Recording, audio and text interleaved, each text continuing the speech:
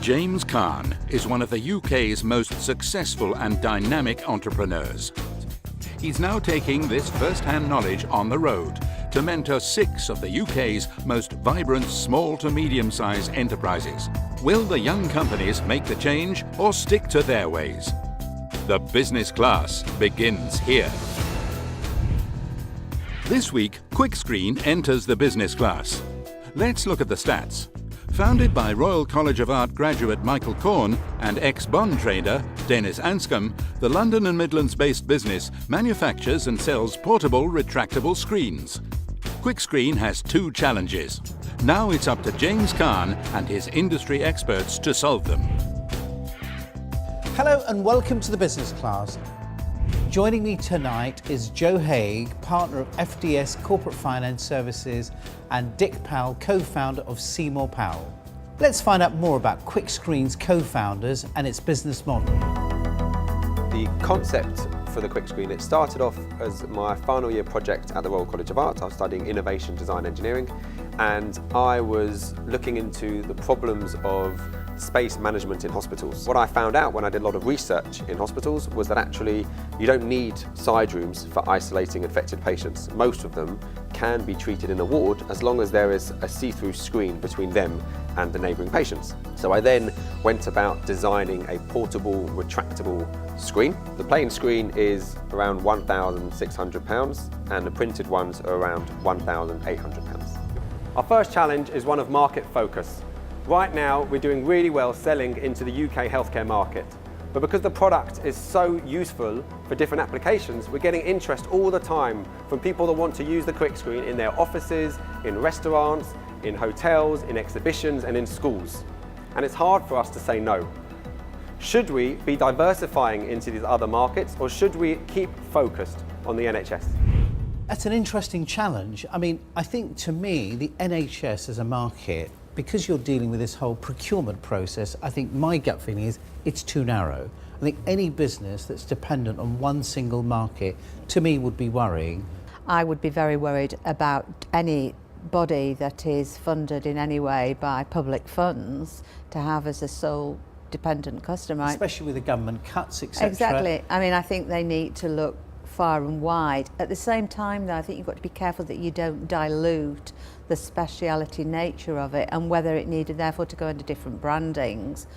When I was running through the numbers of this business, what I noticed was that they generated £100,000 on sales through online sales. And from what you saw on the web, is this something that you think has been effectively communicated to its customer? Not really, no. I mean, you know, you would want that to be as sexy as hell, and it isn't. It's rather dull and boring, but that's what institutions like. So far, we haven't taken any external funding into the business. This has had a huge number of positive impacts on us because we're very focused on the money we spend, we're extremely focused on generating sales, and we haven't had to refer to any third parties if we need to change strategy very quickly. We've also avoided investing lots of time looking for funders and managing those relationships. However, we're ambitious and we realise that to build a really big company, we really do need external capital at some stage. So we'd love to have some advice on when the right time to raise external funding is. Joe, that's a great question for you, straight in the corporate finance arena. I mean, I think the first thing they've got to establish is, do they want debt or do they want equity? Debt means that they retain ownership of the business. If they take equity, they will dilute their ownership, but the advantages are that you could have a smaller piece of a much bigger pie. It's got to be angel-type funding, really, for this to be of any interest. Dick, if you were them, would you give up equity at this stage for raising capital? I'd avoid both at all costs. The most important thing, I think, is that the business is scalable. And when you can start to do the business plan and see, as Joe says, a future where you are scaling, there are natural points where you need to fundraise. What could Kwickscreen raise in the market for something like this type of business at their current scale? Okay, well, there's a specific organisation called Funding Circle, and they provide debt funding for businesses. The founders of Kwickscreen are here and have been listening to our discussions, but will they agree on what we've said and make the changes? Let's bring them in and find out. When you look at the product, I think it looks amazing, and you immediately think this is a much bigger business. and then you look at the numbers and the profit margin, you say, actually, it's quite boutiquey. So I think you've got to try and get that profitability of that business much stronger, because remember, if you guys can't make any money out of it, how does the investor make money out of it? Interesting, when you were talking about, they'll probably only draw 45,000 plus some expenses each out this year, that is all we probably will.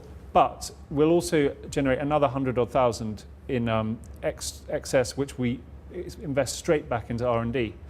So we're not really running it for income right now. The great thing about our business is that we've funded it on the sales. The money that we've generated from selling into that market, we're pumping back into the R&D and to develop the product so that we can then have something that is more automated, lower cost, and then we can diversify into the other markets as you were both saying. I think an individual salesperson could carry a target of roughly £500,000 per market. If that individual was costing you, let's say, a 35,000 base, on target 50, 60,000, that gives you a very good return on investment. We are considering that exact issue right now. Do we hire in to service this demand, or do we keep using the capital and putting it into the product, putting it into the manufacturing process? I think with our limited capital, that's a big decision that we're now working on. I get that. Joe, what are your thoughts on that? It doesn't have to be either or, does it? I mean, if you choose to refinance the business, there's no reason why you shouldn't do both.